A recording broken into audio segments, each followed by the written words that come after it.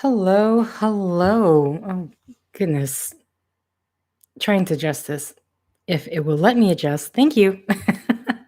Okay, we're just going to get right off the bat with this. This time I actually have water, and I did look up how to pronounce. I was pronouncing it right-ish. Ishishulub. I'll know when I see it. Either way, part 2, confined spaces.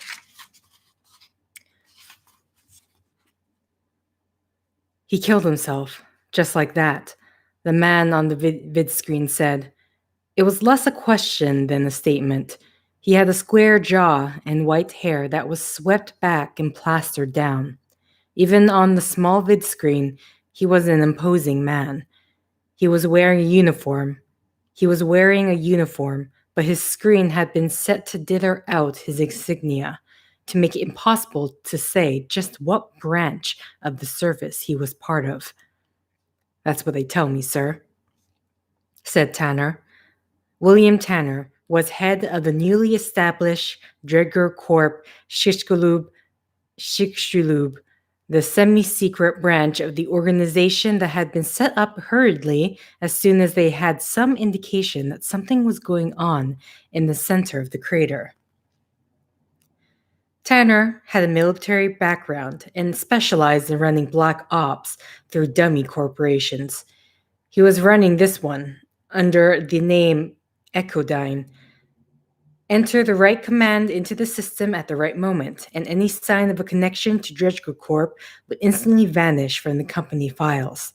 Then Tanner would vanish and reappear under another name. So far, his operations had gone well, partly because of good luck, partly because he was very good at what he did, which was why he had been with Dredger Corp for 10 years. He didn't know the name of the man on the screen. All he knew was that 3 days before, he'd had a vid conference with Lenny Small, the president of Dredger Corp, who explained that they were bringing someone in from the outside. When Tanner asked who it was, Small had just smiled. No need for names, Tanner, he said. He flashed the vid still of the man onto Tanner's screen. Here's your man. He said. You tell him anything he wants to know, and you do anything he says. Once Small disconnected, Tanner had shaken his head. Why bring someone in from the outside? Just one more possible way for something to go wrong. Just one more hole he'd have to plug after the operation was over. Small was getting soft in his old age, drinking too much maybe, getting sloppy, which put everyone at risk. Which put him at risk. Tanner didn't like that. But when he saw the guy on the screen, first heard him talk, first heard the coolness of his voice, he realized that he misjudged his boss. This wasn't just anyone. This was military. Someone who'd clearly seen a lot and knew better than any of them what was going on. Privately, Tanner started thinking of him as the colonel, though he had no idea what the man's actual rank was, or if he even had the right branch of the service. It wasn't even possible to guess at where he might be. The background had been deliberately pixeled out, which lent an odd shimmer to the edges of the colonel's body. It was the colonel who had taken the data they'd intercepted from various scientists' reports and generated a model that gave them an idea of what might be waiting for them at the heart of the crater. It was the colonel who immediately had the security system replaced, who had seen the potential for the technician who had installed the first system to leave a back door for himself. And when that young geophysicist named Altman started asking around about anomalies in the crater, the colonel immediately had his phone tapped. A few minutes later, the colonel was back on the vid screen, telling Tanner that Altman had already had a call from the technician. Bacon was his name. Or, no, not quite that. Another kind of meat. Hammond. Too late to trace it, the colonel said, but let's bring this Hammond in and have a chat. which brought Tanner back to where he was now, impressed by how impassive and stern the colonel's face remained as Tanner told him that Hammond was dead. Any chance they're lying to you? Asked the colonel. I've seen the body myself, said Tanner. He's dead all right. They were just trying to bring him in, just talking to him, and he flipped and slit his own throat. He what? Slit his own throat. Almost sawed his head off. Just talking to him, you say, said the colonel. What's that supposed to mean? People don't slit their throats when you're just talking to them. Tanner swallowed. Talking to the colonel made him nervous. Any chance they nudged him along a little too hard? The colonel asked. Tanner shook his head. I've worked with these men before, he said. They're completely reliable. They had their orders straight. Trust me, they were as surprised as you and I. The colonel gave a curt nod. You think this Altman's a threat? Tanner shrugged.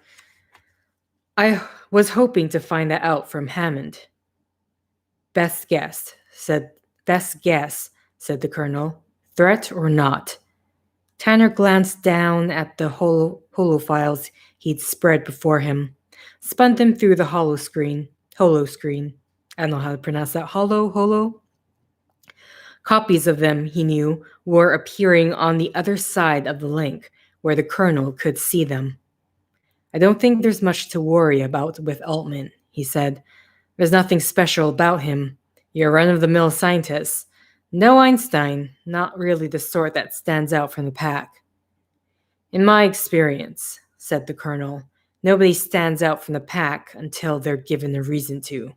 It's not until then that you know whether they'll bend or break. I suppose so, said Tanner. In my experience, very few people ever get that far. The colonel nodded, lips tight. But if Altman does, Tanner thought about it. I don't know, he said. He doesn't seem to be the hero type. He's not likely to be an industrial spy for another corp, I don't think, and not likely to opt to become one. He seems to have taken his current job exclusively so as to follow his girlfriend down to Chicxulub. Could be a good cover, said the colonel. Could be, said Tanner, but you'd probably know better than me if it was, and if so, for what? I don't think it's a cover. The colonel scanned quickly through the files. No, he said, once he finished. I don't think so either. He stayed for a moment, staring straight into the screen. To Tanner, it felt like the colonel was staring through him, not even seeing him. Finally, the colonel said, Let's move things forward quickly. He turned to his own holobank, sent a rendering through his vid screen to Tanner. A three-dimensional image, some kind of vessel. At first, Tanner thought it was a space pod and experienced a brief wave of fear. He had been part of the shock troops from the moon skirmishes, part of the deadly fight over which nation had the right to the resources of the moon. He had spent harrying hours with his oxygen running out, siphoning from the tanks of the dead and dying around him. Last thing he wanted was to be in space again. But then he noticed the screw engines and realized it wasn't a spacecraft at all. It was some sort of submarine. Deep water, from the looks of it. What is it, sir? He asked. The F-7, the colonel said. Prototype submersible, not released yet, even among our people. I'm sending it to you. Find 2 men to man it, people you can trust, and quickly. We need to get there first. 12. He chose Dantek, an ex-military man from his own outfit he'd brought with him 10 years back when he'd first signed on, someone whom he trusted implicitly and who, in addition, knew how to pilot just about anything. Dantek was good at thinking on his feet, very quick. He also had no compunctions about doing something questionable as long as Tanner was the one asking. But he'd also been known to be a little too quick to resort to violence if something went wrong. Something had happened to Dantek during the moon skirmishes, something that had left his eyes steady but flat, as if nobody was home inside. Tanner wasn't sure what it was.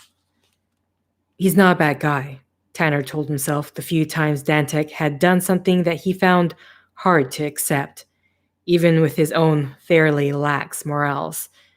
He just doesn't see things the way I do. And then, as an afterthought, he would often find himself thinking, I'm not a bad guy either. Tanner sighed. Bad guys or not, both he and Dantek would do what they felt in their own way they had to do.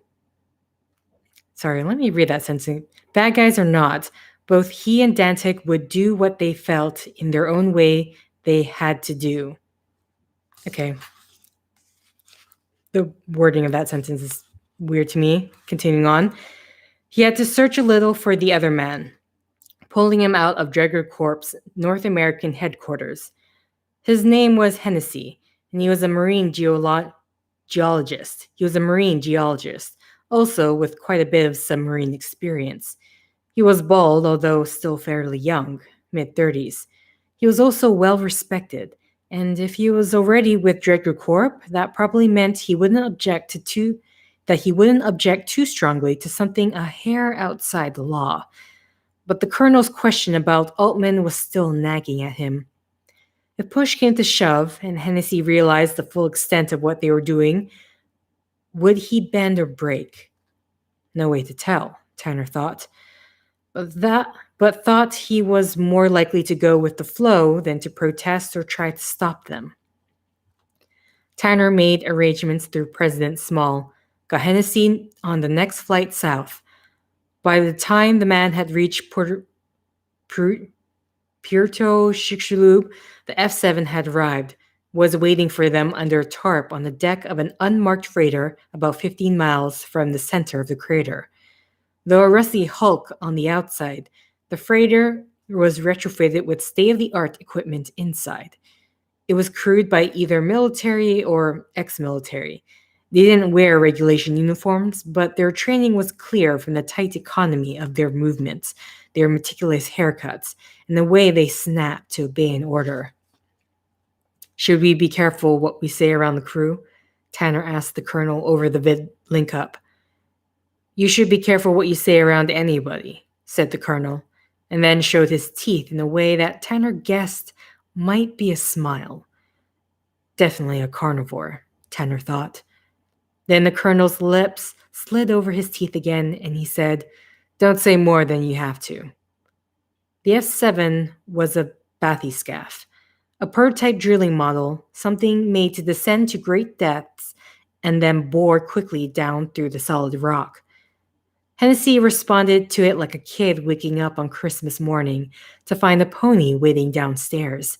He went around the craft with Tanner and Dantek in tow, babbling about the combination of the titanium alloy drill and the molecular pulverizers meant to keep the path clear.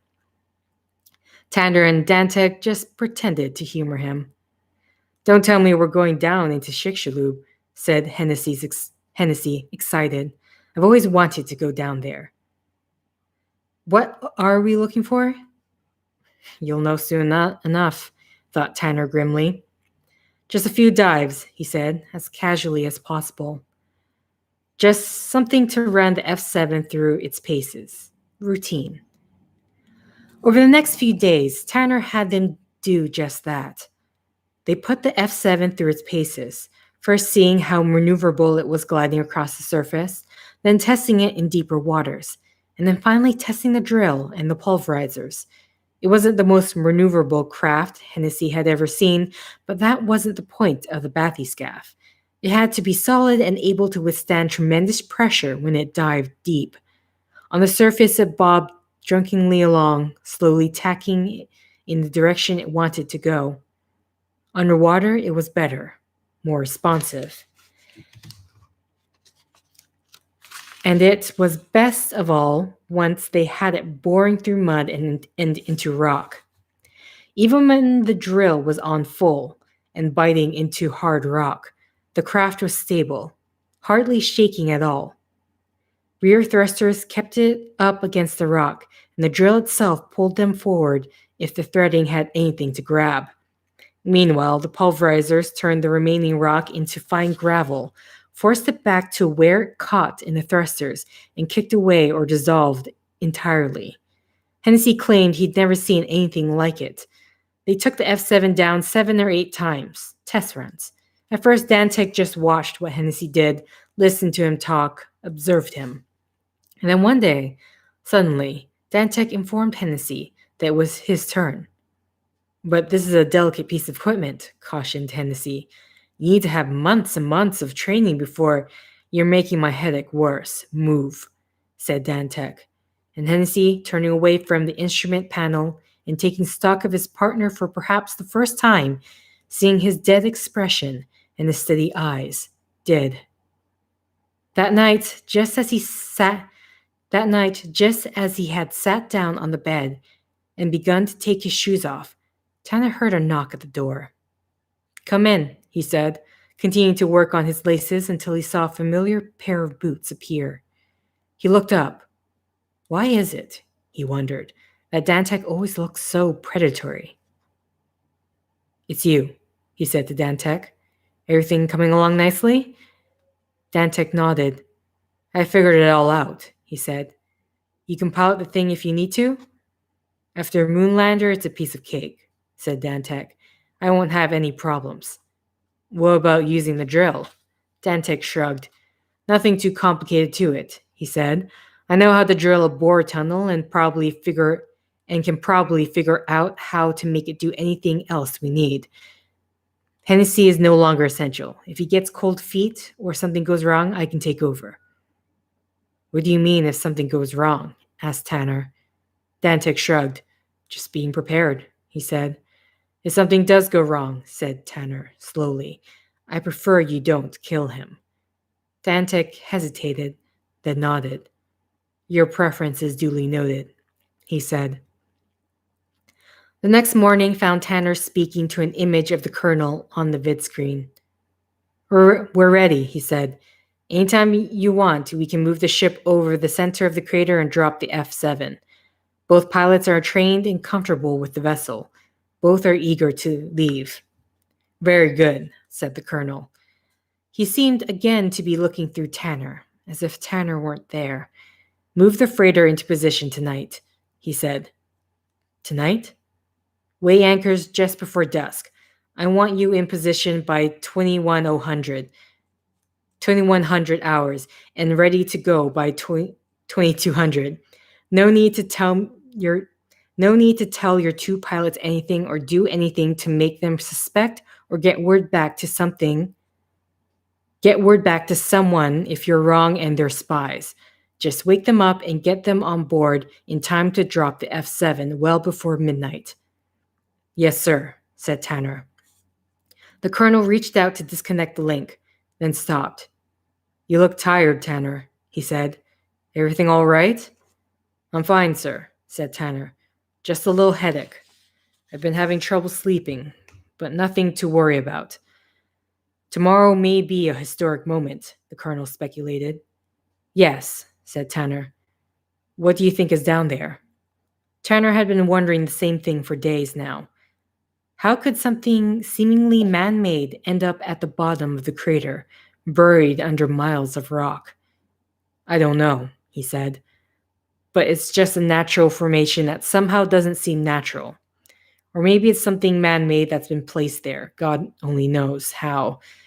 Or maybe, he said, but couldn't bring himself to finish the sentence. It was too big to get his mind around. Maybe what? Asked the colonel. Tanner shook his head to clear it, which just made the headache throb more. I really don't know, sir, he said. I'll tell you what you're thinking since you're not man enough to say it yourself, said the colonel. You're thinking, sure, it may be constructed, but not by us, not by humans. Tanner didn't say anything. Believe it or not, Tanner, it's a genuine possibility. That's what we're hoping for. The first contact with intelligent life other than our own. It made Tanner dizzy to think about it. even scared him a little. If that was what it was, if that's what's happened, if that's what happened, it could change everything. With a little luck, we'll know soon enough, he said. He said in as he said in as steady a voice as he could muster. I'll keep my fingers crossed, sir, he added, and then cut the link. Okay, hold on. It's starting to get dark, and I need to turn on my lights.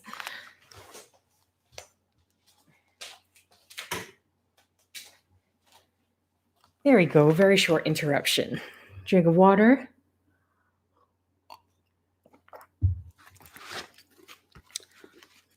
"13. He was trying to run, but wasn't getting anywhere. His arms and legs were flailing in the air, but nothing was happening. He couldn't even feel the ground beneath his feet, and there was something wrong with the air. Every time he tried to breathe it, he ended up coughing, choking. He was slowly suffocating. He looked frantically around him, but on every side it was the same, an endless gray expanse. Nothing solid, nothing definite, just he himself, alone, floating in a void, dying. He knew he was dead, but he still somehow was. He was floating, his eyes open but seeing nothing, his body turning slowly around and around. There was nothing there but him, but he wasn't exactly there. He heard something, quiet, like the sound of an insect scuttling over paper. It slowly got louder. It blossomed into a loud whisper, a human voice speaking to him. Hennessy, it said. It was a familiar voice. He wished it would speak louder than a whisper so that he could be sure who it was. Hennessy, it said again. He heard it close to his other ear, and then in two slightly different whispers at once. It wasn't just one voice, he suddenly realized, but legion. All of them whispering, all of them saying his name. Hennessy, Hennessy, Hennessy. And then, spinning around, the gray space around him suddenly didn't look so gray anymore. It was changing, transforming, becoming something else. He knew he was dead, and he couldn't move. All he could do was stay here.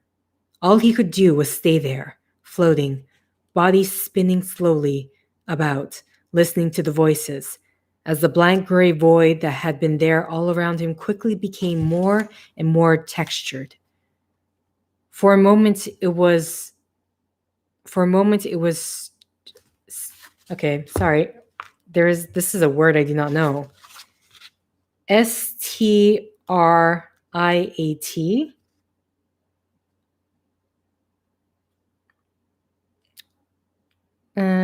Okay, sorry. It took me a while to find the dictionary.com app.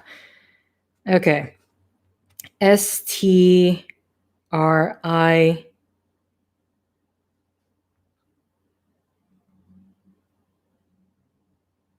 To mark with striate or striate. Two ways to pronounce it, striate or striate. For a moment it was striated, run through with creases and lines, and then those shifted and crumbled in a way that reminded him of a human brain. And then these too tightened and shifted, beginning to take on vague features. It was not a void, he realized, but a tightly packed mass of bodies, stuck to one another, fading into one another, all of them dead. He wanted to close his eyes, but he couldn't.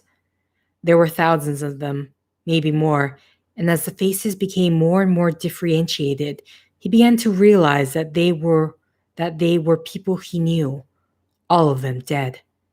There was his wife there, her neck broken from the accident, his mother and father, both withered and decrepit, just as they had been after the cancer took them, and others, many others, whom he hadn't forgotten, but who, upon noticing them, he knew were all dead. Hennessy. The word came from one of those open and unmoving maws, like an echo from deep within a cave. But which? Hennessy, said another, and soon they were all saying it, pressing closer and closer to him, and there was nothing that he could do to stop them.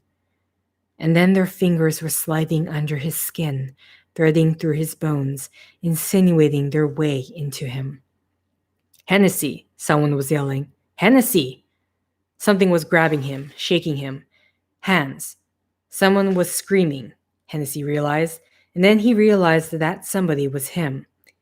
He lashed out and scrambled backward, out of the grip of whatever it was, until he struck a wall. It was only then that he was able to stop screaming and consider where he was. A normal room in the Dredger Court complex in Chicxulub. There was his bed. It was his room. It was okay. He was back in the real world. There was a man bent over near the bed, an ordinary-looking man wearing glasses. Jesus, said the man. He was covering his nose. Blood was dripping through his fingers and onto the floor. What did you do that for? Behind him, Hennessy saw were two larger men. They looked like they might be brothers, or even twins. He'd seen all three lurking around at various times within the complex, but never was quite sure what they did. You want us to rough him up a bit? Said one of the larger men. Soften him up a little, said the other, and smacked his fist into his palm. You know we can't do that, said the man with the glasses. We're just supposed to fetch him. I'm sorry, said Hennessy to the man with the glasses, confused by what they were saying. I was having a bad dream. Bad dreams seem to be going around lately. It must have been one hell of a bad one, said the man with the glasses. He tilted his head back and moved his hand away. The bleeding seemed to have mostly stopped.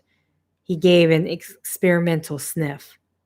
What are you doing here? Hennessy asked. We were sent to get you, said the man with the glasses. Get dressed. Maybe I'm still dreaming, thought Hennessy. Get me? For what? He asked. You're needed elsewhere. Just get dressed and come on. Or do you want me to let Tim and Tom work out some of their nervous energy on you? They took him down to the dock. Tim and Tom to either side of him, the man with the glasses leading the way. There was a large speedboat there. Dantek already inside it, seemingly at ease, sitting straight-backed, his arms crossed. Unlike him, Dantek didn't have an escort. One of the vaguely military men from the freighter was standing with one foot on the dock and the other on the deck, ready to cast off. Where are you taking us? Hennessy asked the man with the glasses. He was still rubbing the bridge of his nose. We were told to bring you to the boat. That's all I know. Get on, said Tim behind him. Or do you want us to put you on? Asked Tom. Hennessy scrambled aboard, sat down next to Dantek. The soldier cast off, pushed away from the dock, and scrambled into the pilot's seat. A moment later, the engine was screaming and they were tearing across the dark water. Do you know what's going on? Hennessy asked Dantek over the roar. Dantek gave him a hard, dead look. We've been activated, he said. Activated? Wondered Hennessy. What does that mean? With the wind and the spray of the water, Hennessy was soon freezing. His teeth were chattering by the time they arrived at the freighter. They climbed out and up the ladder to find Tanner waiting for them on deck. You made good time, said Tanner to the motorboat pilot. Well done, son. Thank you, sir, the man said. Tanner turned to Hennessy and Dantek. Well, he said, I bet you two are wondering what the hell is going on. Come onto the bridge and we'll talk. After Tanner had finished explaining, Hennessy felt there was something wrong. Sure, he was excited to go down to the center of the crater, excited to find out what was there and see where it was from. It could, as Tanner said, be amazing, maybe even the first signs of intelligent extraterrestrial life. But maybe it was nothing, just an anomaly. He had to try not to get too excited. Plus, something just didn't add up. Certainly, Dredger Corp wasn't the only one to have detected the object. And even if they were, didn't they have an obligation to report it? Didn't they have enough? Didn't they have to go through some proper channels, consult with the Mexican government? Shouldn't it be a joint project? Something that Dredger Corp was in on, but which the government controlled, instead of a hurried and sudden operation in the dead of night? No, they were definitely up to no good. They were definitely up to no good, and in a way that might have serious consequences. Maybe he was a little naive. Maybe in the past he'd sometimes looked the other way when things were questionable. But he wasn't that naive. He knew that if anything went wrong, it wouldn't be either Tanner or Dredger Corp that got stuck with the blame, but he and Dantec. Dredger Corp would cut them loose without a second thought. He looked over to Dantec, who turned and met his gaze. He seemed as cool as ever, his gaze dead, his eyes predatory. He doesn't care, Hennessy realized. He'll do whatever he's asked. So Hennessy took a deep breath and turned to Tanner. Why at night? He asked. Why not? Said Tanner. The S7 has lights. You have to use them anyway once you got far enough down, and would definitely have to use them once you start digging. I don't think that's what he's asking, said Dantec coolly. No? Said Tanner. What's he asking then? If it's legal. Is that right? Said Tanner, turning to Hennessy. Is that what you're asking? Hennessy hesitated a moment, then nodded. It just seems a little odd to me, he said. Isn't all this whole crater owned by Mexico? Wouldn't it have been leased by a local retrieval organization? And what's going on with the crew of this freighter? Are they military or not? If they are, why aren't they wearing uniforms? Whose side are they on? If they're not, then what the hell is going on? You don't need to think about that, said Tanner.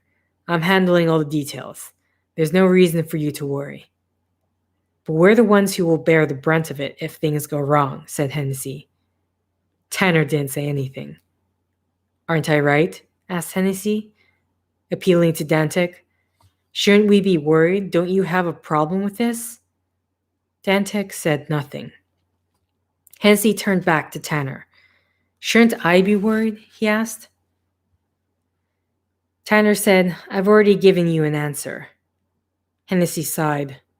Look, said Tanner, don't you want to be in on this? It could be extremely important, but that's not to say there aren't some risks. You have to decide for yourself, Hennessy. If you don't want to go, you don't have to go, but you have to decide right now. Hennessy hesitated a long time. Whatever this was, legal or not, it was big, important. He couldn't trust Tanner, but then again, he couldn't really trust anybody at Dredger Corp. He'd known that when he signed on. But he'd always managed to avoid getting into scrapes before. Whether what they were doing was legal or not, he told himself, he could make sure that his part in it was legal. Besides, if things got too bad, he could walk later. He'd go along with them, but he wouldn't trust Tanner as far as he could throw him. He finally nodded. Good, said Tanner. Off you go then, the both of you.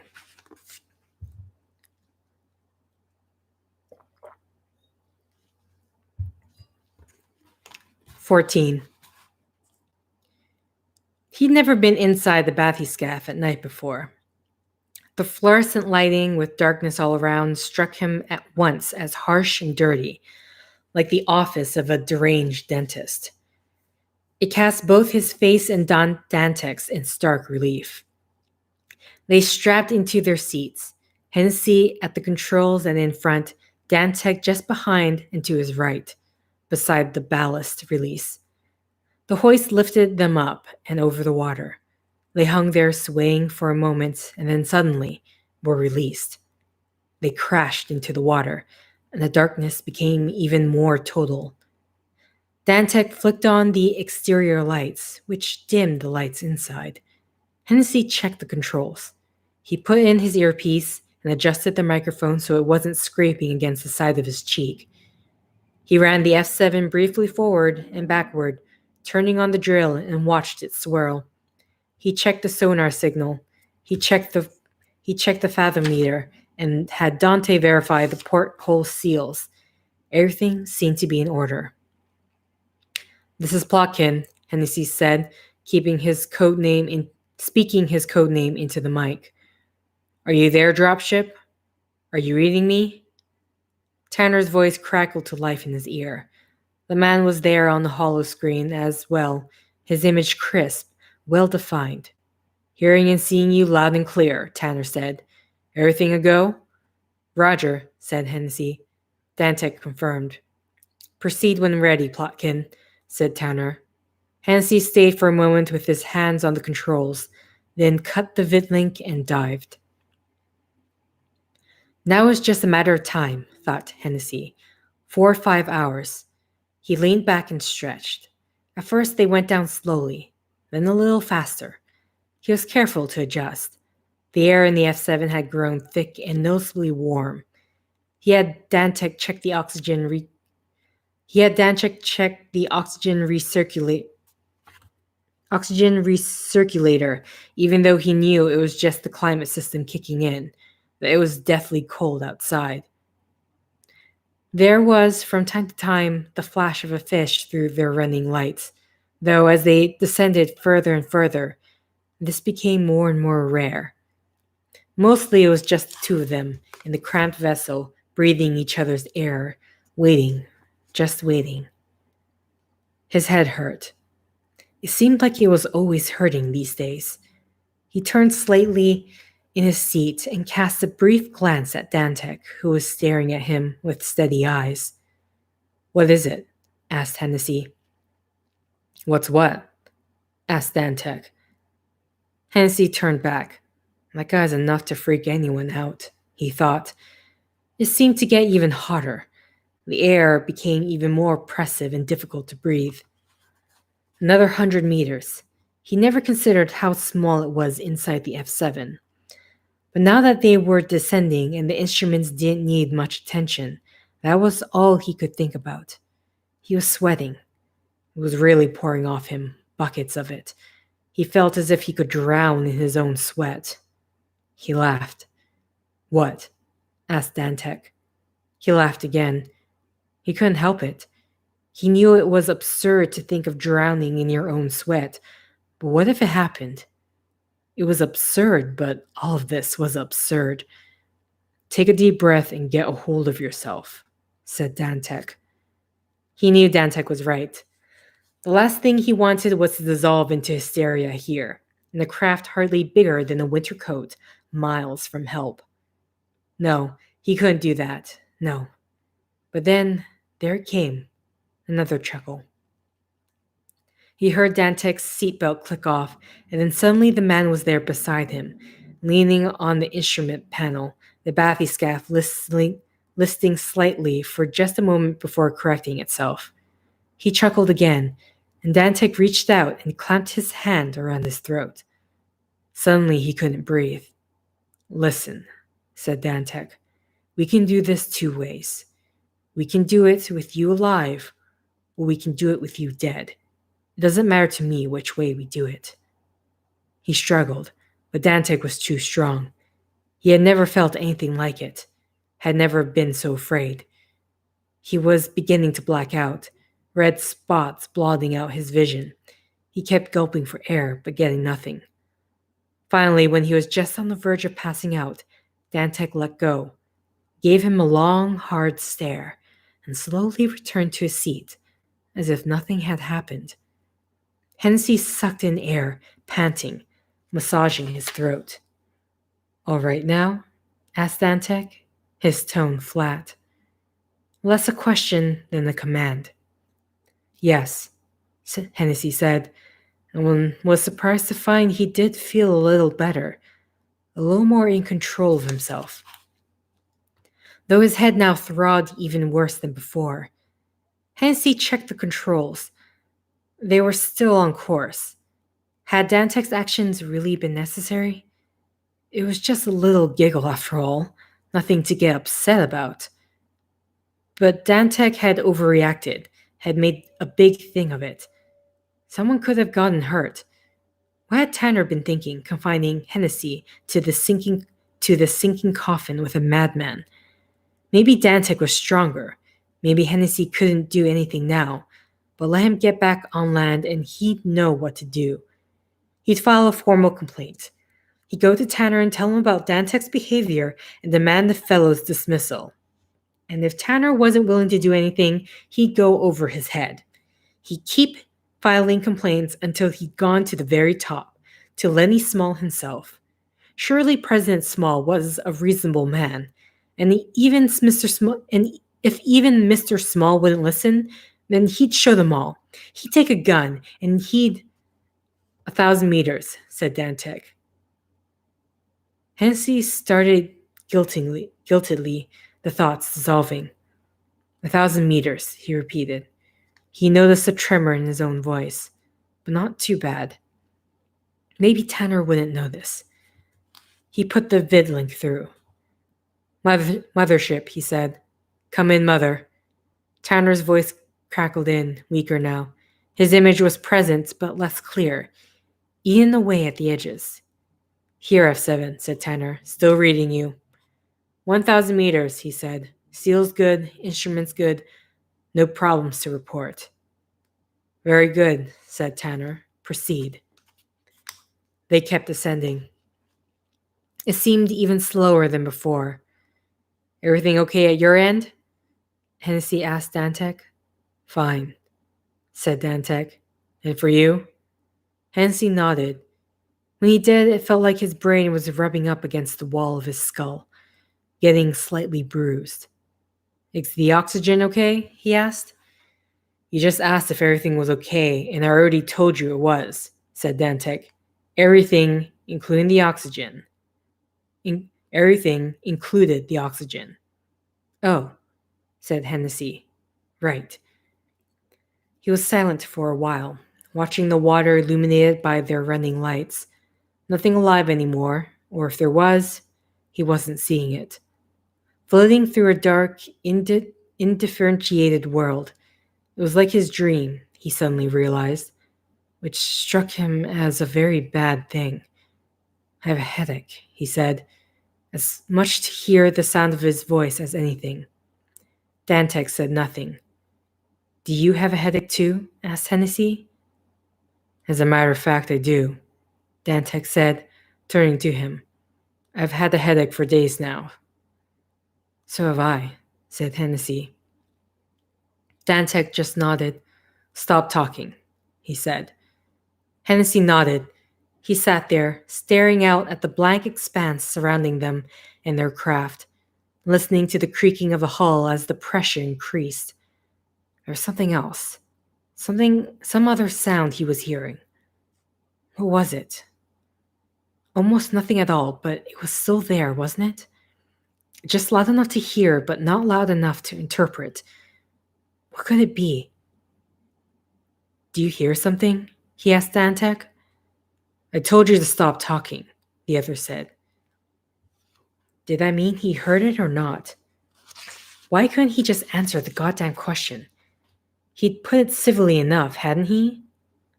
Please, said Hennessy. I just need to know if you hear...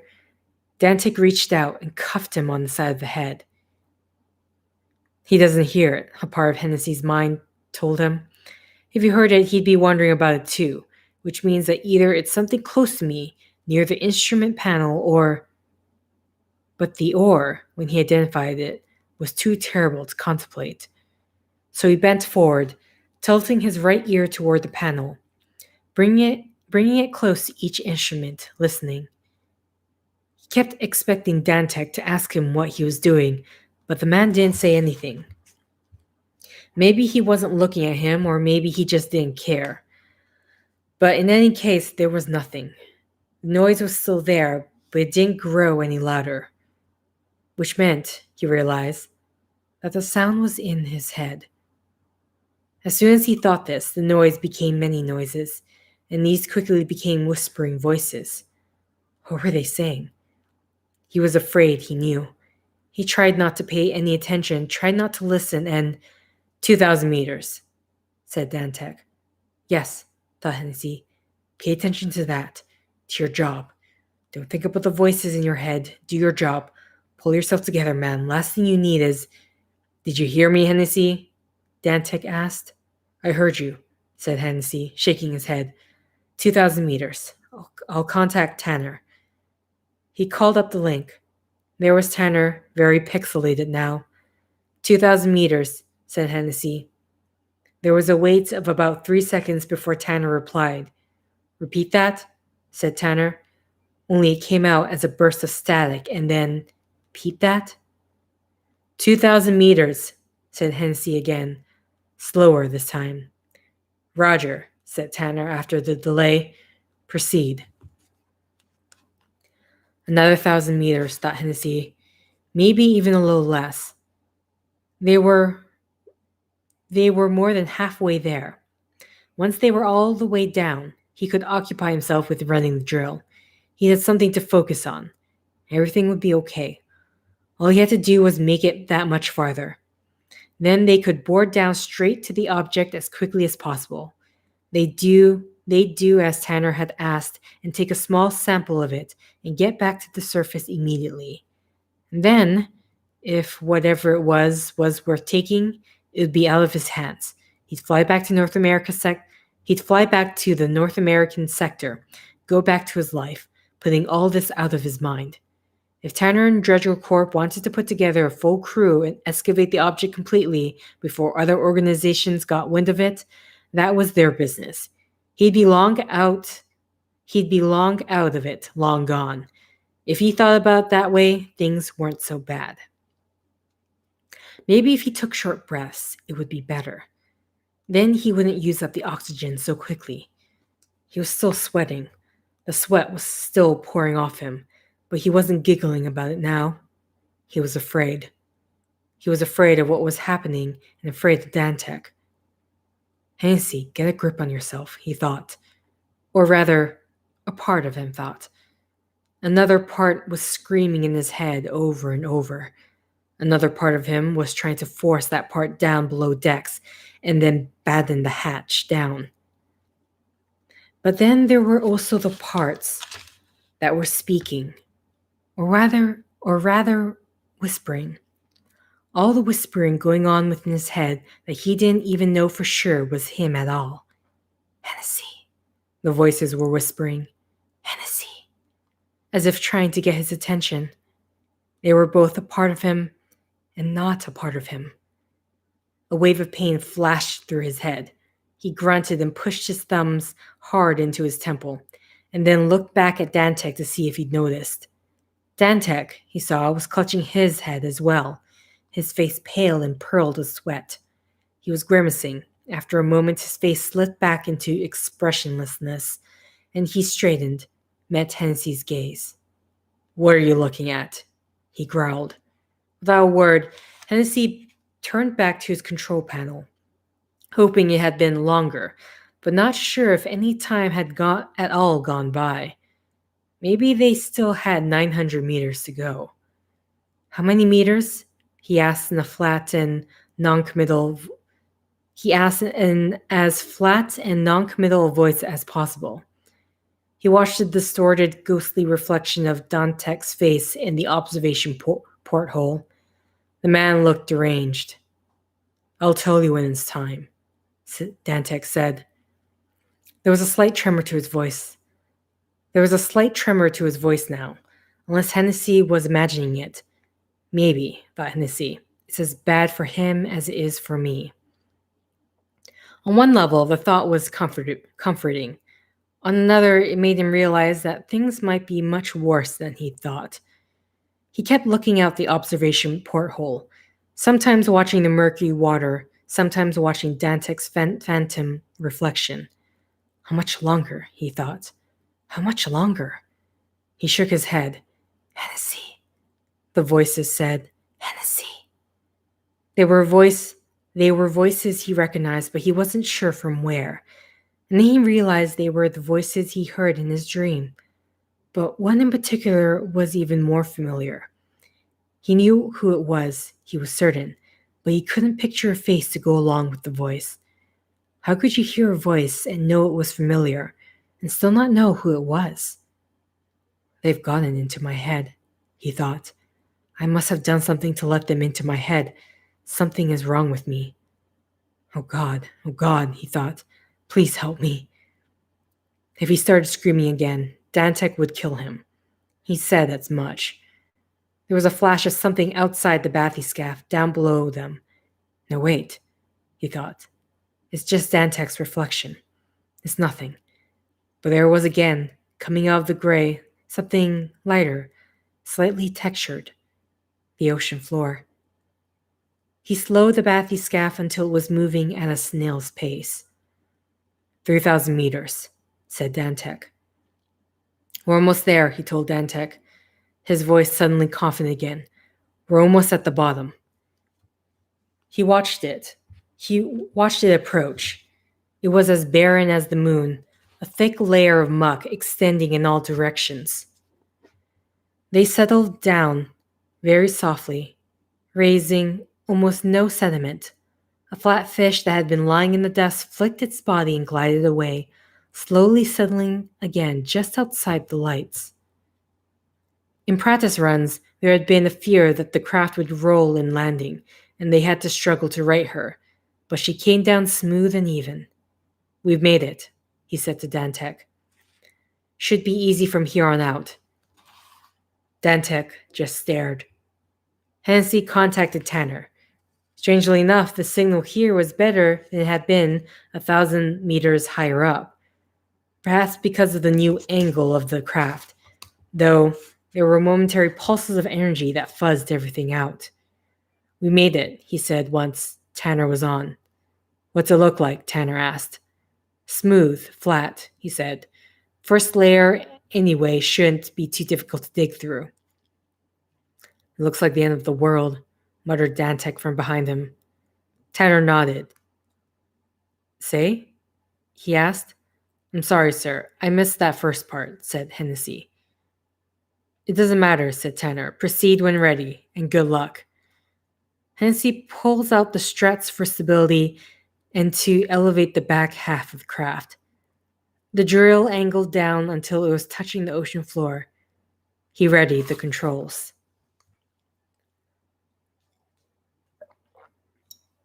Man, I just find my voice getting dry very, very, very quickly.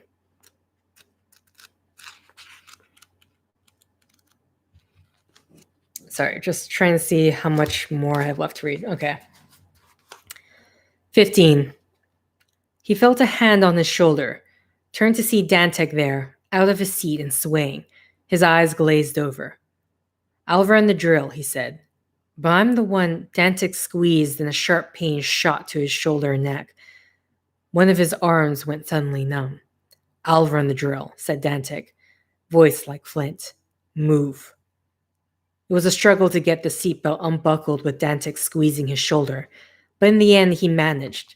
He stood up. Dantek was still holding on to him, but he made his way to the other seat. Only once he was sitting and buckled in did Dantek let go. Hennessy breathed a sigh of relief and began massaging his shoulders with his fingers. Slowly feeling began to come back into his arm. He stared resentfully at Dantek. You hardly know what you're doing, he said. You're going to get us both killed. Shut up, said Dantek, not even bothering to turn around to look at him. He powered up the drill and started it going. The whole craft shook. With a jerk, they slowly began to burrow into the muck. The F-7 performed better than expected, digging slowly but inexorably. I've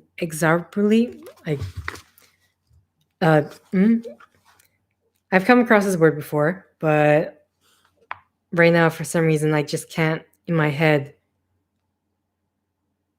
figure out how to pronounce it.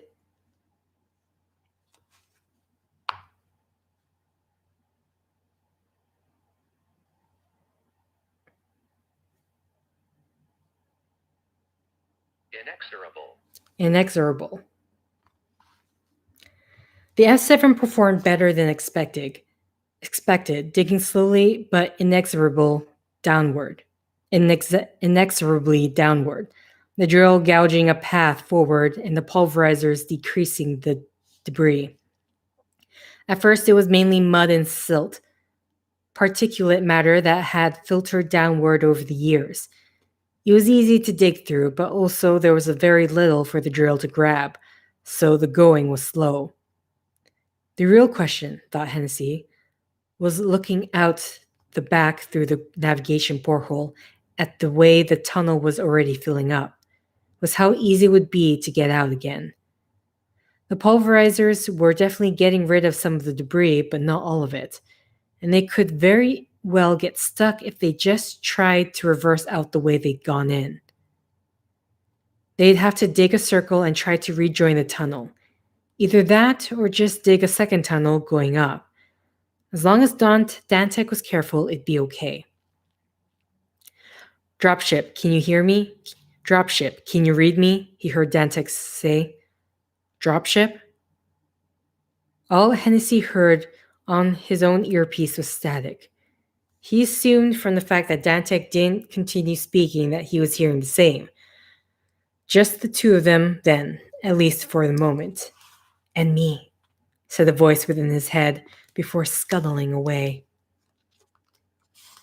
He groaned. The F7 lurched a bit. The sound the drill was making changed. They hit something harder. Marl, he guessed, from what he'd seen of the geological maps. Calcium carbonate and mudstone. He'd be able to check the readings and the exact composition if he were in the chair he was supposed to be in. He checked the readouts, looking over Dantec's shoulder. They seemed to be on track. So far, nothing to worry about. "You'll listen to me," said the voice in his head. "Before you're done, you'll listen to me." "I'm busy," he said out loud. He shook his head. He bit the inside of his mouth until he tasted blood, hoping that would distract him from the voice he was hearing. For a moment, it did. "What?" said Dantec. "Pardon? What did you say?" "Oh, that," Hennessy said. "Sorry, I wasn't talking to you." He held still, phasing out a little bit, listening to the hum of the drill, feeling the bathyscaphe shiver around him. I'm not here, he started telling himself at one point. This is all a dream. Nothing but a dream. He leapt into awareness again as the craft jerked, and the sound of the drill changed again. The F7 slowed considerably. He turned and plastered his face to the rear navigation porthole, trying to see the side of the tunnel. Darker rock now. A breccia amalgam and andesite glass. Here and there traces of shocked quartz due to impact. We must be getting closer, he said to Dantec. Dantec grunted. 50 or so meters to the tip of the target, he said. It'll take some time still. You'll have to be patient. Be patient, he thought. He couldn't promise anything, but he would try. All they could ask of him was that he try. Then suddenly the drill stopped, and the oxygen recirculator died.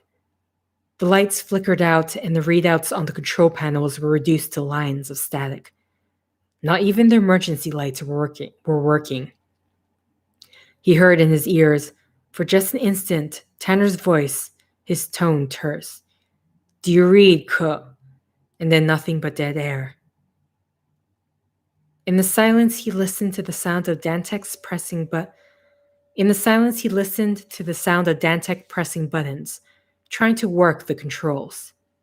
Nothing. His hands, he suddenly realized, were doing the same. What happened? He asked, almost screaming it. I don't know, said Dantec. It's not working.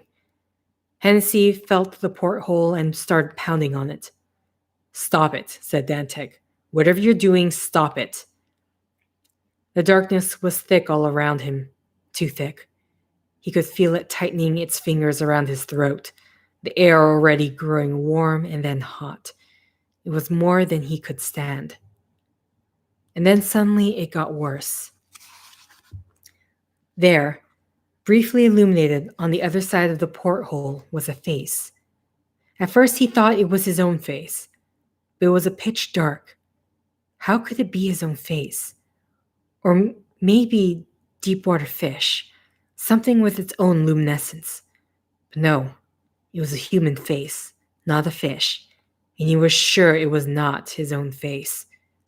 It was there, just on the other side of the glass, pressed between the glass and the wall of the tunnel they had just dug, glowing softly. And it was a face he knew, a puffy and slightly pudgy face, curly hair that floated in the water, a somewhat slack mouth, crooked teeth. He and the face shared the same eyes, their father's eyes. It was his half-brother, Shane. Shane had been dead for years. He had died in college, a freak accident when he'd been driving down the highway and the restraint broke on an automobile transport vehicle in front of him, sending a car crashing off its top level to crush him. Hennessy was sure he was dead. He'd seen the body, even seen, when the undertaker was looking the other way, how if you... Okay, sorry. Hennessy was sure he was dead. He'd seen the body, even seen, when the undertaker was looking the other way, how if you grabbed Shane's hair and tilted the head, a huge, bloodless gash opened up just under the collar. No, it was impossible. And yet here he was. "Hello, Jem," Shane mouthed. Hennessy heard the words sound out loud within his head. "Hello, Shane," he said. "What are you doing out there?" "Shut up," said Dantec. "What's wrong with you? Shut up." "It's good to see you, Jem," said Shane. Hennessy put his face very close to the glass. "I have to be quiet," he whispered. "If I don't, Dantec's going to throw a conniption." Shane nodded and smiled, then pretended, as they had done when they were kids, to be zipping his mouth shut. "I have to be honest, Shane," Hennessy whispered. He couldn't see his own face in the darkness, but he imagined his forehead to be wrinkled with worry. Hopefully Shane could see that and would take the question in the spirit it was intended. "I thought you were dead." "Of course you did, Jim," said Shane. "That's what they wanted you to think." Hennessy nodded. "Those bastards," he whispered. Shane nodded. "They're not that bad," he said. "They just don't know any better. But you know better, don't you, Jim?" "I do now," whispered Hennessy. "God, Shane, it's really great to see you. But I have to ask you another question." "Go ahead," said Shane. "You can ask me anything." "What are you doing out there?" "Well," said Shane, looking down shyly. "To be frank, Jim, I was hoping you'd invite me in." Hennessy looked around at the darkness, trying to picture in his mind what the cabin looked like. "Shane, it's already pretty cramped in here. I don't know if there's room." "Trust me, there's more room than you think," said Shane. "Invite me in and you'll see." "But what will Dantec think?" he asked. "Stop whispering," shouted Dantec. "Stop it now." Shane gave him a sleepy grin. "He's not the boss here, Jim. I know how things really are. You're the boss. Dantec, he's just a big bully. He needs someone to put him in his place. I'll be quiet. I bet he won't even notice me." "You're right, Shane," whispered Hennessy. "He's nothing more than a big bully." He waited, pressing his face against the thick glass of the porthole. "Why not, then? Come on in, Shane. Come on in." With that, suddenly the lights flickered and went out again, then came on in full force. The readouts went live again. Hennessy heard crackling in his ear, saw Tanner's ghost on his hollow screen before it was rubbed out by static. The oxygen recirculator started up and the drill began to hum. Dantec gave a whoop. "We're okay," he said, casting a quick glance over his shoulder. His face, Hennessy saw, was slick with sweat. "We're going to be okay." Hennessy already knew it would be okay. His brother, good old Shane, was here now, sitting right beside him on a chair he hadn't remembered being there before. Shane must have brought it with him. He was smiling, holding Hennessy's hand in his own. Now that Shane was there, everything would work out.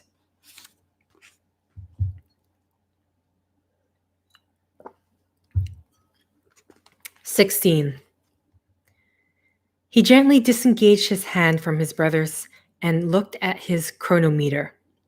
6:38 it read, but he could tell by the way the numbers flashed and then slowly faded they had stopped. Why wasn't it working? He showed it to Shane, who just nodded. "Nothing to worry about, brother," Shane said. "It doesn't really matter." Shane was right, of course. It didn't really matter, but he still wanted to know what time it was. "What time is it?" he asked Dantec. "Leave me alone," said Dantec. "We're getting closer. We're getting close. I have to watch this." Hennessy waited a moment and then asked again. Distractedly, Dantec looked at his wrist and then held his chronometer to his ear. "It stopped," he said. "Mine too," said Hennessy. Dantec turned and looked at him. He didn't seem to notice Shane, even though he was right there, right next to Hennessy.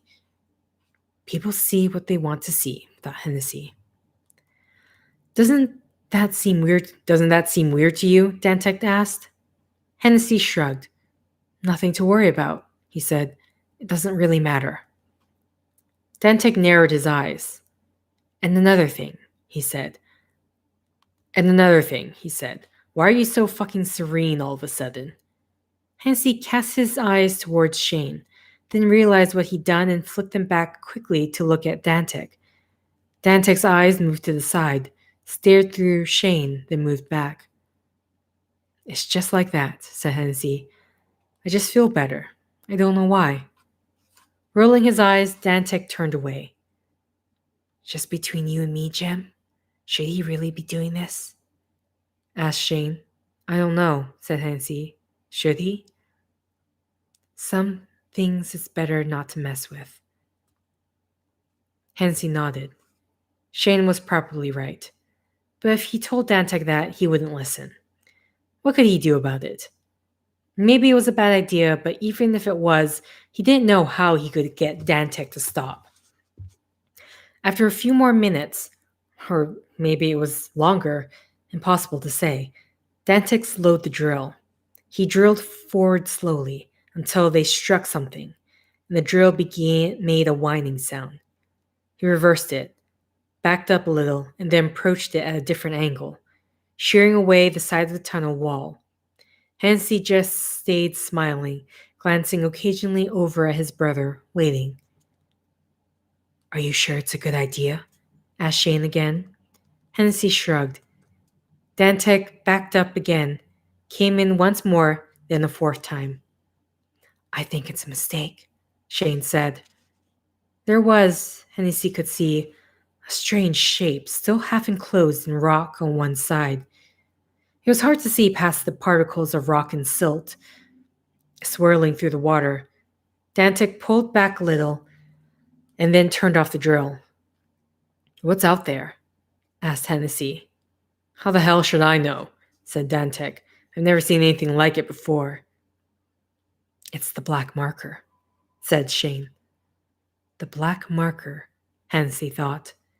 As the water settled, he began to see it more clearly. It looked like a monolith made of some sort of obsidian. It narrowed to a point at the top, the whole of it twisting slightly as it rose. It was horizontally serrated and covered with thousands of symbols. Symbols unlike anything he had seen before. They were glowing. Or did they only look like they were because of the way the light was catching them? He couldn't tell for sure. What he could see of it, of the part that was uncovered now, was probably 3 meters tall. My God, said Dantek, his voice filled with an uncustomary awe. Who put this here? Or what? That's the last question you want to ask, said Shane to Hennessy. Better not to know. He remembered suddenly the schematic that Tanner had shown them of the marker. He pulled it up on his holoscreen. There were 2 horns at the top, pointing out in either direction, and you could see the marker went on much deeper below them. Probably another 20 meters or so. How big is it? Hennessy asked. Dantek, confused, said something, but Hennessy wasn't asking him. Big, said Shane. He moved Hennessy's hand to the porthole, pressed it against the glass.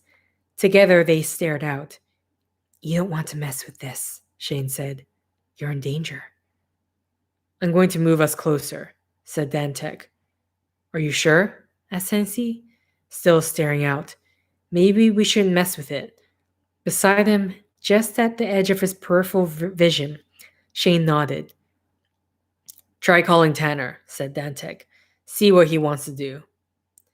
Hennessy tried, but only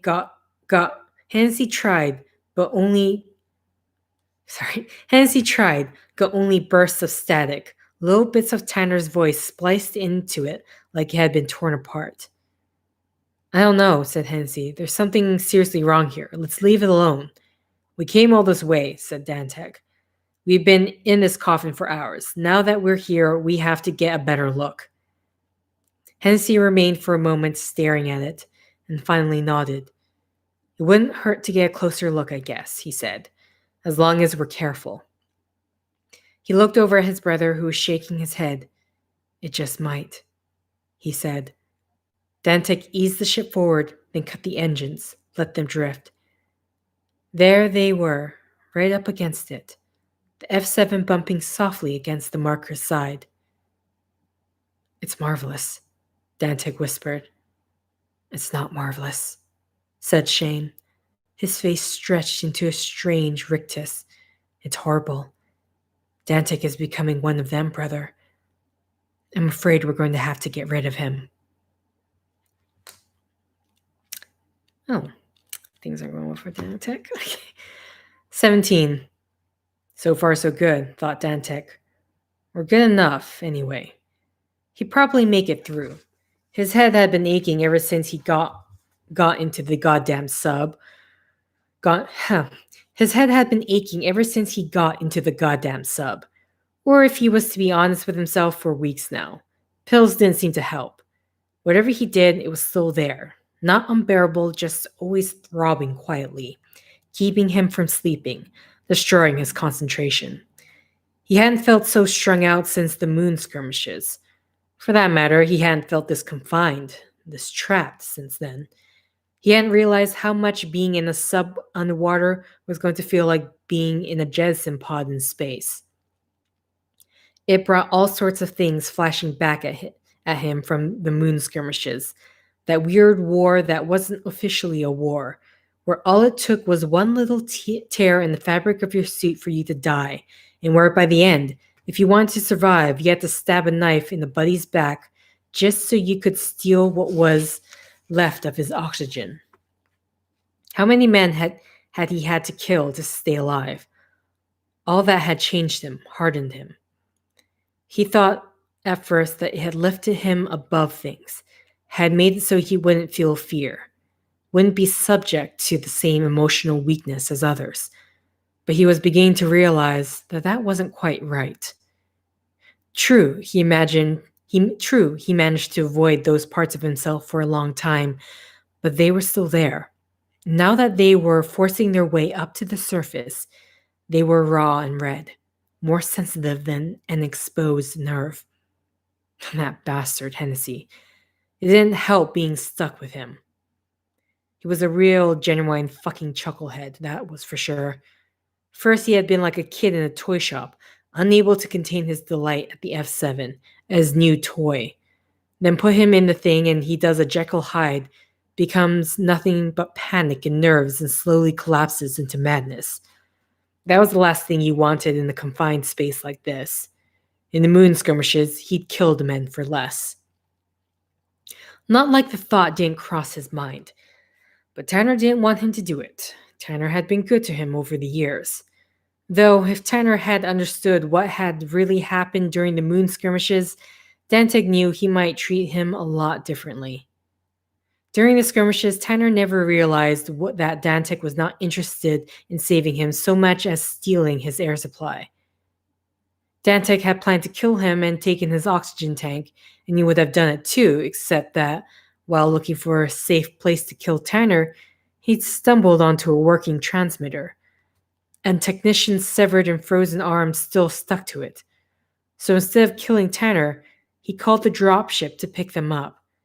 Tanner never understood that the reason he blacked out and almost died before the ship arrived was because Dantek had turned the airflow on his tank down, just in case the ship didn't come fast enough, and he needed Tanner's air after all. But loyalty and guilt toward Tanner weren't the only reasons that Dantek hadn't killed Hennessy.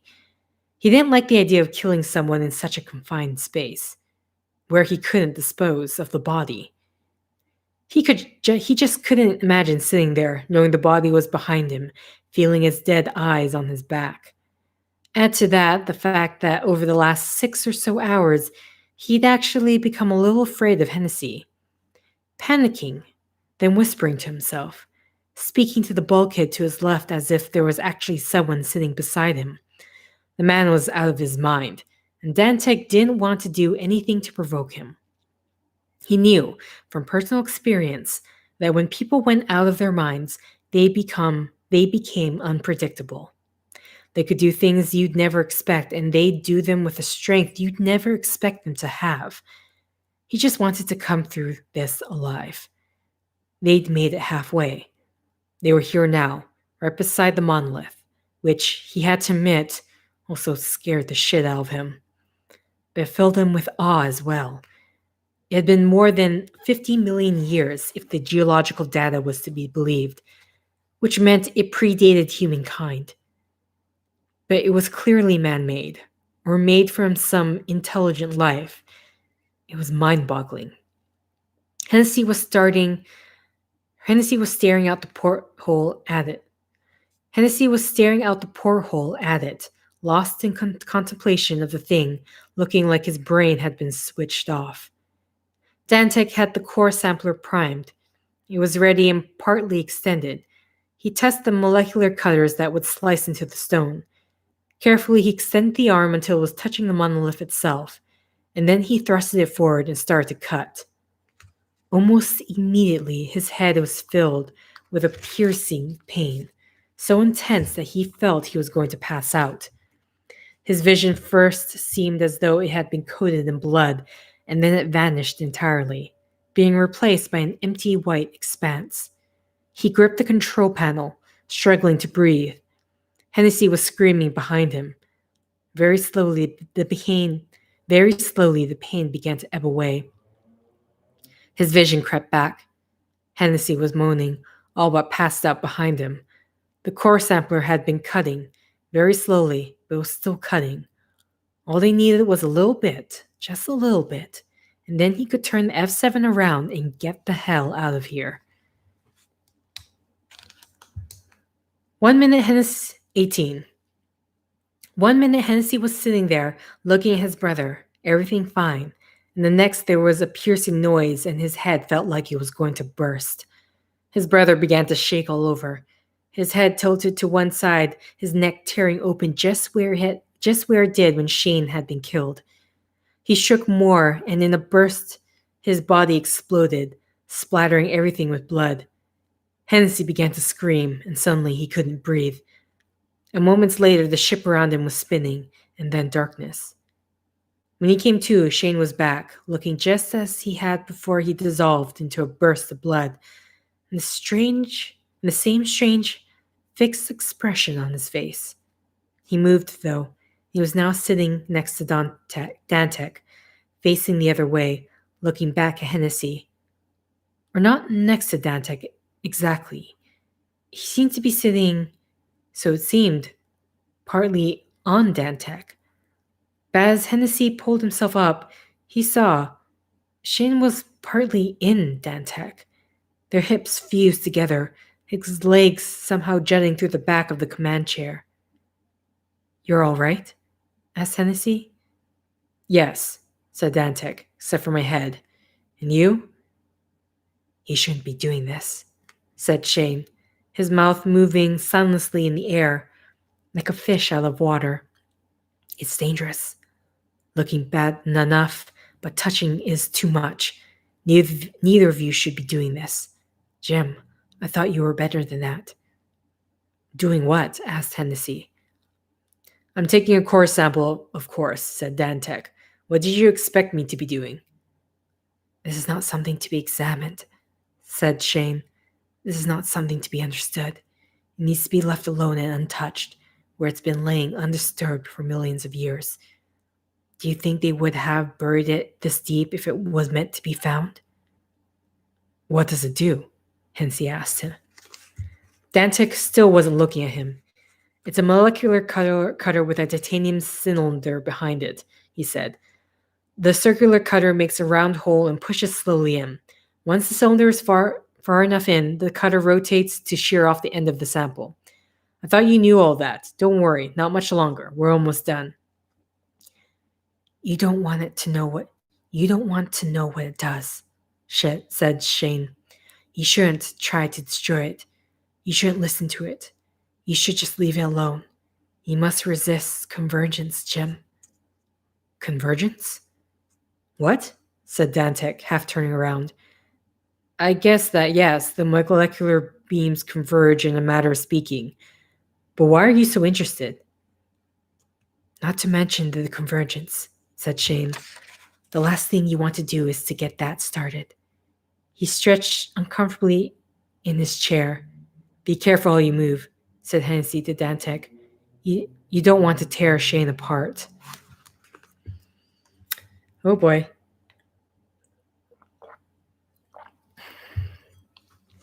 19. "Oh shit," thought Dantec. He turned fully around to face Hennessy, who immediately started screaming. "Shane!" Hennessy screamed. "Shane, the blood, the blood! He's all over everything. He's all over you."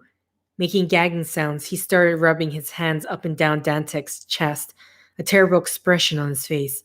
"We have to get him off," he said, and cast Dantec a desperate look. "Can't you see it?" he asked. "Can't you see the blood?" Dantec slapped him hard enough to knock him down. "Just calm down," said Dantec. He was shaking. "Just relax." "Easy for you to say," Hennessy was muttering. "It isn't your brother who just burst." "Hennessy," said Dantec. "It wasn't your brother either. Just you and me here." But Hennessy was shaking his head. "I saw him," he said. "I saw him." His voice was more and more hysterical. "He was here, I swear. Right here. Right there, where you were sitting. There." "That's me," said Dantec, starting to get really frightened. Really frightened. "How could he be sitting here if I was here the whole time?" "He was," said Hennessy. "He was halfway inside you. You tore him, and then he burst." "Oh shit," thought Dantec. "Try to get a hold of yourself, Hennessy," he said, keeping his voice level. "You're imagining things." "We have to stop," said Hennessy. "Shane told me. We have to leave it alone. We have to bury it and get the hell out of here. Stop the core sampler." He was screaming now. "Put it back." "It's okay," said Dantec. "I'll stop it," he said. "I'm stopping it now," he claimed. He reached out for the controls and then hesitated. It was nearly through. The sample nearly extracted. Just a few seconds more and they'd have it, and then they could get the hell out of here. "Stop it," raved Hennessy. "Stop it." "I'm stopping it," lied Dantec. "Don't shout. You're confusing me. It's almost done, I swear." And it was done. For all that moments, the molecular cutters finished and the core sampler began to withdraw, with the sample in the extraction cylinder. "There, you see?" said Dantec. "Everything's okay." He turned around smiling. just in time to have his jaw broken by a metal bar. He raised his arm but felt the pain as the bar struck him there as well. He half slid, half fell out of the command chair. He saw the bar hit and crumpled the armrest just above his head. It was a strut from the oxygen recirculator. He wondered how Hennessy had assembled it so quickly. He kicked out, watched Hennessy lurch to one side and stumble against the bulkhead. Dantek started to scramble up, but his arm wouldn't support him. Blood was pouring out of his mouth and down his chest. He managed to heave himself to his feet, but Hennessy had already recovered and was coming at him, bringing the bar down. He raised the broken arm, and Hennessy struck it again. The pain this time so intense that his vision faded to a dark blur. He slipped in his own blood and was down again, and then Hennessy struck him in the head. As he lay there, the life leaking out of him, he began to feel people crowding around him. It was impossible. Even though he was dying, he knew it wasn't possible. It was only he and Hennessy there, and even if it were possible, there were too many people to fit. But even though he was sure it couldn't be happening, it was unbearable that it was, particularly when he recognized the faces. They were all men he had been with in the moon skirmishes, men who not only had died, but died by his hand, so that he could take their oxygen and survive. One by one, they came forward while Hennessy continued to batter him with the iron bar, kneeling beside him and then leaning over him to suck the breath out of his mouth. When the last one finally came, he died. 20. He dropped the iron bar, exhausted, and limped back to his chair. He wiped the blood off his face with his sleeve and closed his eyes.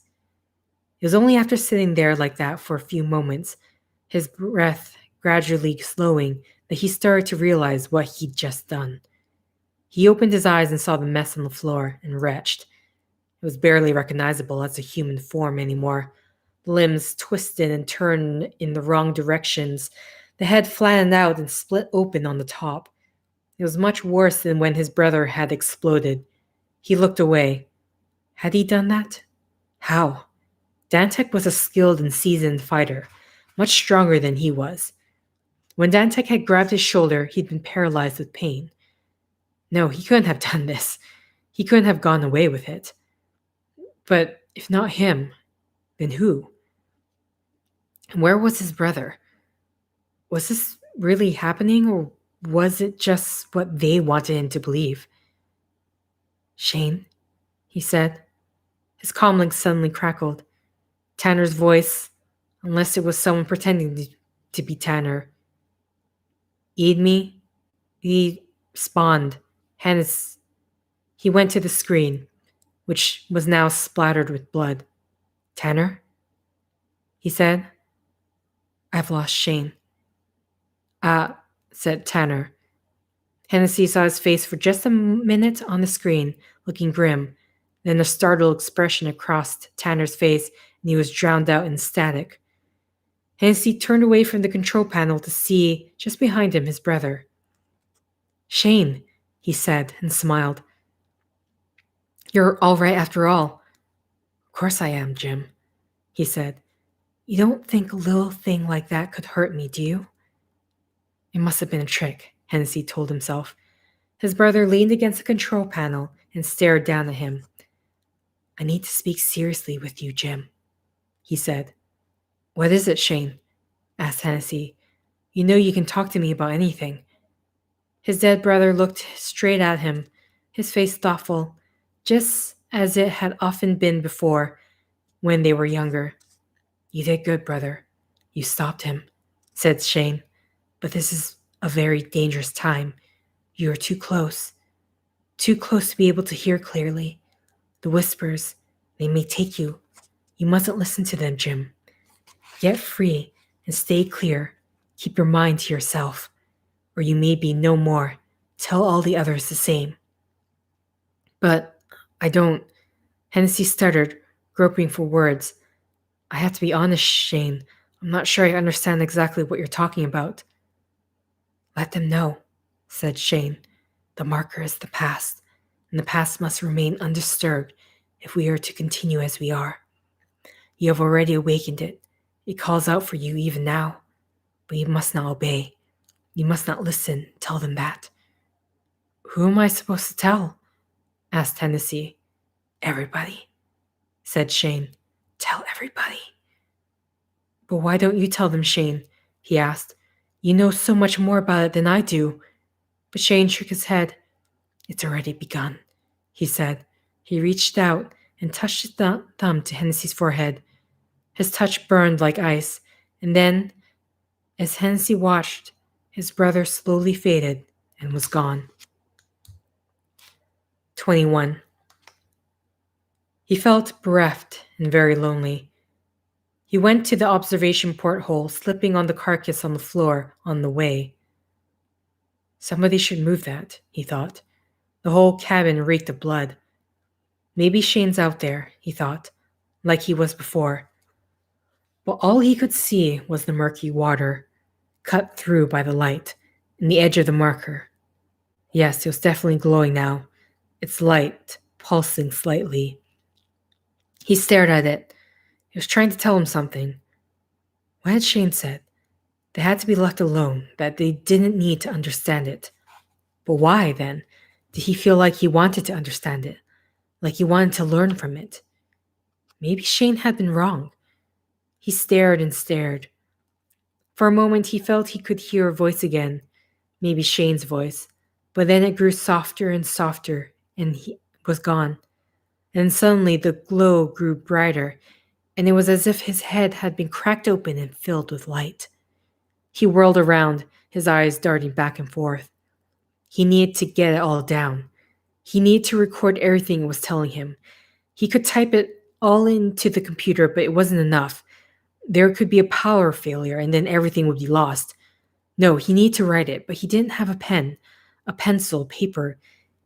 He hadn't used actual paper since he was a child. The computer would have to do. On his way back to it, he slipped again, went partly down, soaking his knee and his hands in gore. He looked at his hand dripping with blood, its bloody double inscribed right on the flesh of his thigh. And then he knew what to do. He dipped his fingers in Dantek's blood and approached the walls, waiting for his mind to crack open again. And it did, it flared with symbols. He could see them perfectly in his head, shimmering there. Frantically, he began to jot them on the walls, writing as quickly as he could, stopping only to dip his finger in blood again. At first, there was something like an N, but only backward, with a bead on the bottom of its leg. Then an L, but upside down, with its horizontal bar crimped. Then something that looked like the prow of a ship, moving left to right, a porthole just visible, and a circle within a circle. After that, he was writing so furiously, trying to keep up with the figures streaming through his head, that he couldn't keep track. Could only let his fingers trace out the patterns and move. When he hit the porthole, he didn't stop, just wrote over it. Anything that got in the way, he wrote on. After a while, he was running out of space and started writing smaller so that there would be enough room. When he ran out of rooms on the walls, he wrote on and under the instrument panels. When he ran low on blood, he stomped on what was left of Dantek's chest, trying to force more out. But only a little came out, so he stomped on a limb hard and blood began to leach out. Before too long, Dantek's body had been torn to pieces, looking even less human than when he'd started. The comm unit crackled, sending out an angry hiss of static. In F7. Others, it said. Not now, Tanner, he said back. Min, come, you read, it said. Not now, he shouted. The ceiling was already covered. The walls were already covered. All that was left was the floor. He piled the piece of Dantek's body in the command chair. He tried to strap them in. But my printer's suddenly going. All that was left was the floor. He piled the pieces of Dantek's body in the command chair. He tried to strap them in, but quickly realized it was useless. That was all right, he told himself. The vessel wasn't moving. They weren't going anywhere. There was hardly any blood left, and what was left on the floor was beginning to clot. He dipped his fingers in it, kept writing in light, wispy strokes, conserving the blood, but very quickly he ran out of the floor. He wished Shane were there to tell him what to do next. He had done the right thing. Had he done the right thing? Had he betrayed his brother? He stayed there on his knees, staring. It was hot, almost too hot to bear. How could it be so hot? What in the world? Okay, sorry, something's buzzing. I don't know what that is at all. He wished Shane was there to tell him what to do next. Had he done the right thing? Had he betrayed his brother? He stayed there on his knees, staring. It was hot, almost too hot to bear. How could it be so hot?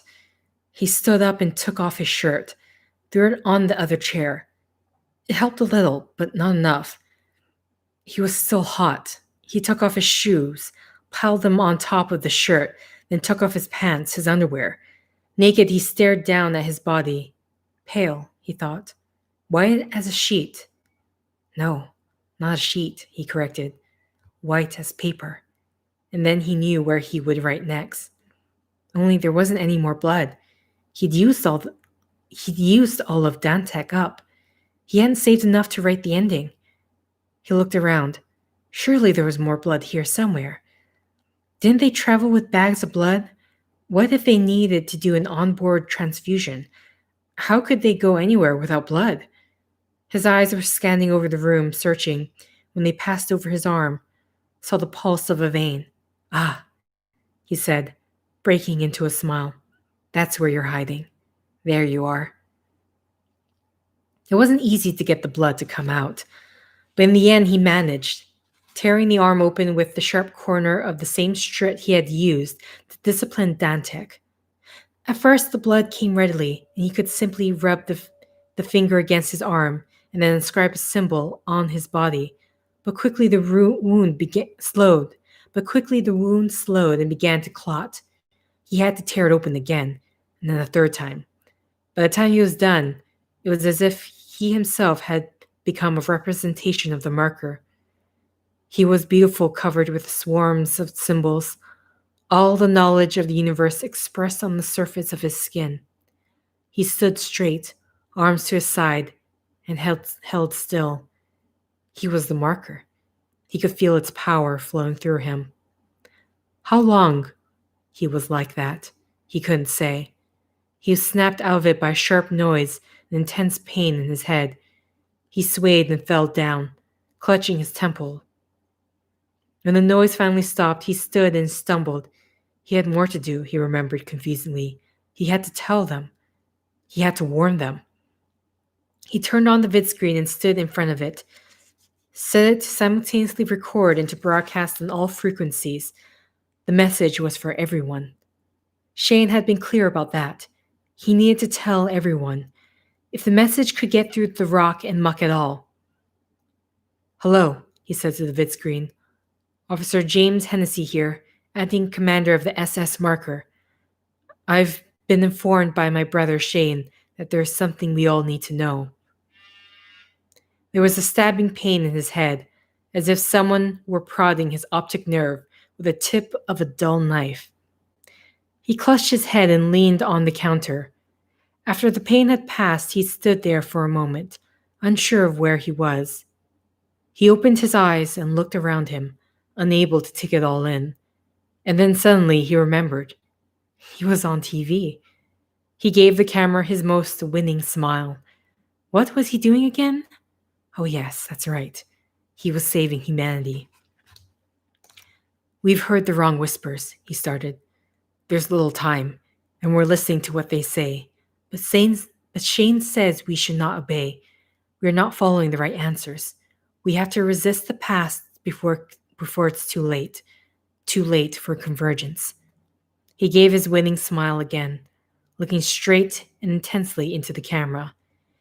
Anyone watching would realize he was talking directly to them.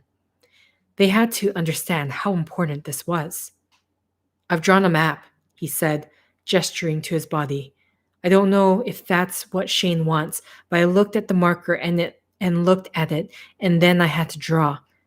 We need to change our ways and learn to understand it, he said. He shook his head, confused. Had he gone off track somewhere? Or else not understand it, he said. It was like there were two forces inside him, fighting to claim him, and he was no longer sure which was which, and which he should listen to. The marker caught his eye through the porthole. He watched it pulse a long moment. He looked at his left hand, then looked at his right hand, and slowly brought them together in front of him. Convergence, he said. He gestured at the marker through the porthole, then gestured at the symbols on his body. We need to understand it, he said, even though a part of him was screaming at him to stop. That's the only thing that's important right now, to learn from it. It is the way. We need to understand it, not destroy it. He backed away and turned the vid off. He was so tired now. His head hurt. He needed to rest. He would rest for just a moment and then head for home. He laid down on the floor. He felt both hot and cold. His bare body felt unnatural against the smooth floor. He slowly he folded in on himself until he was curled into a ball and started to shiver. At the end, he had a brief moment of lucidity when he realized that he was tired because the oxygen was running out. When he realized that something else had controlled everything he had done, everything he had said. By the time he realized this, it was far too late to do anything about it. I'll get up in a moment, he thought. I'll get up and drill my way back up to the surface, and then I'll sort this mess out. A moment later, he collapsed into unconsciousness. Not long after, he was dead. All right, that was part 2 of Dead Space Martyr. I don't know, something is buzzing in the background, so I'm going to have to check that out. But that is going to be the end of this video. Things seem to have went off. Either way, thank you for liking if you like. Thank you for commenting if you commented. Thank you for subscribing if you subscribed. Thank you for favoriting if you favorited. Thank you for simply clicking on this video. Until next time, guys, see ya!